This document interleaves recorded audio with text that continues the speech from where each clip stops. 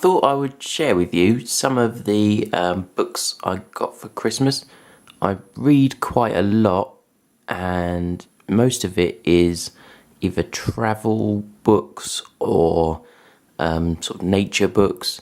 So there's no fiction in this pile. It's all sort of cooking or nature things. So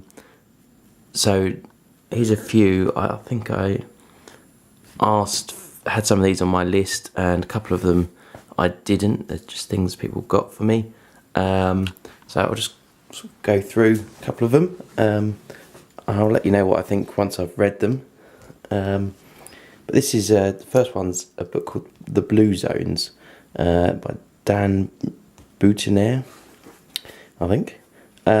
This I actually saw a couple of years ago on a TED talk, I think, and it's a book about basically the places in the world where people live the longest and most active lifestyles.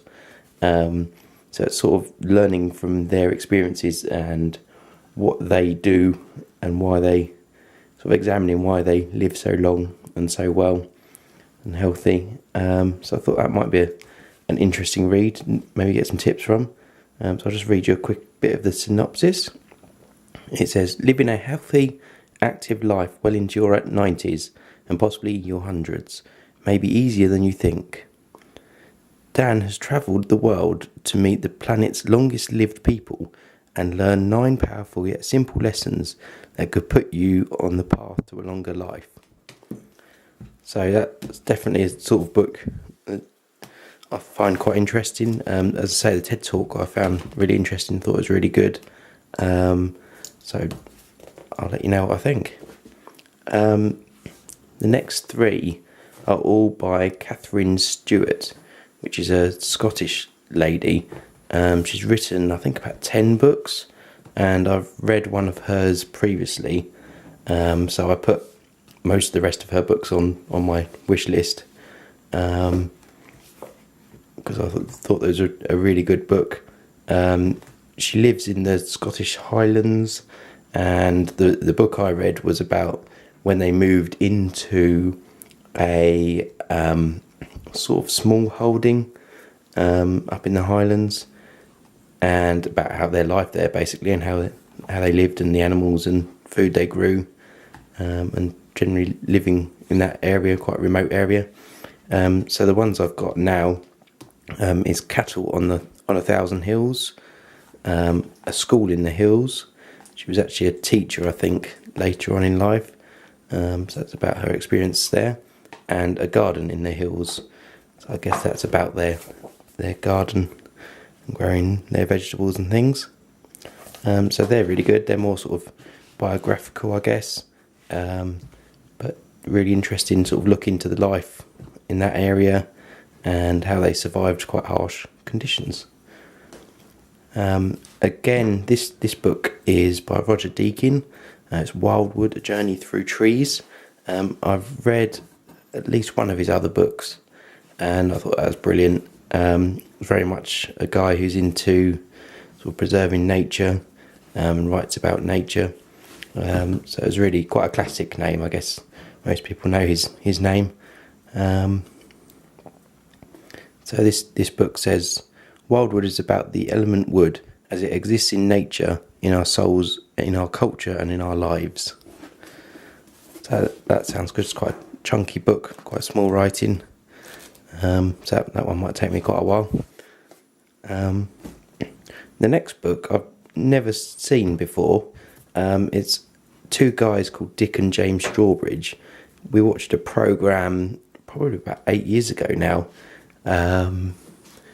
And it was their family when they moved into our old farmhouse and tried to live eco-friendly way as possible.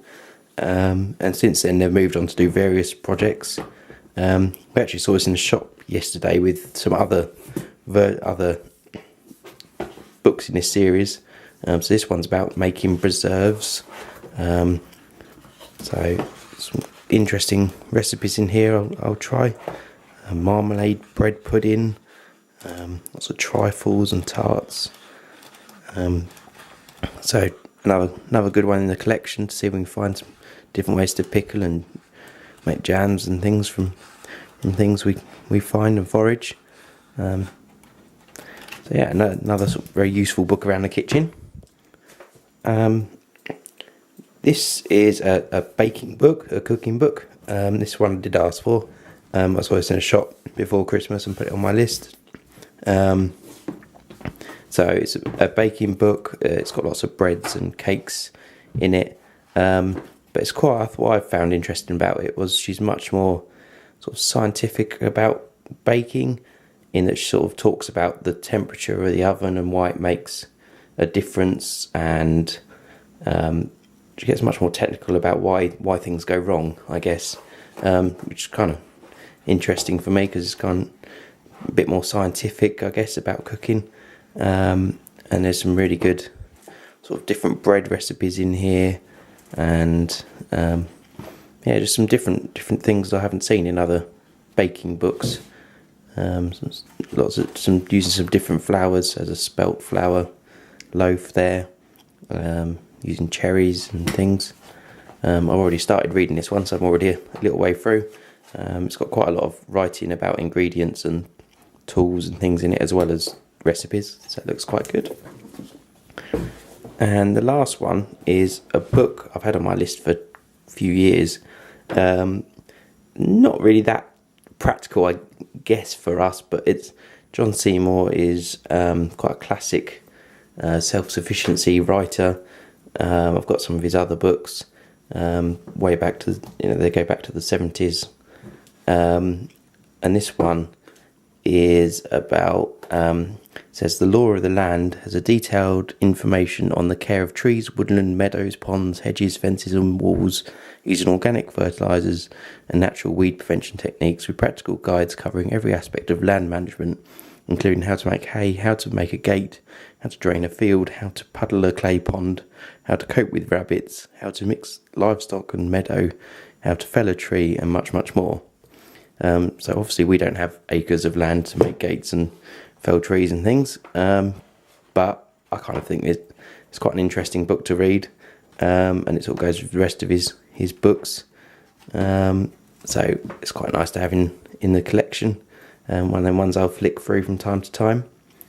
So yeah, they're the books I got for Christmas. I'll start working my way through them. I've run out of other books to read now, so that's good timing.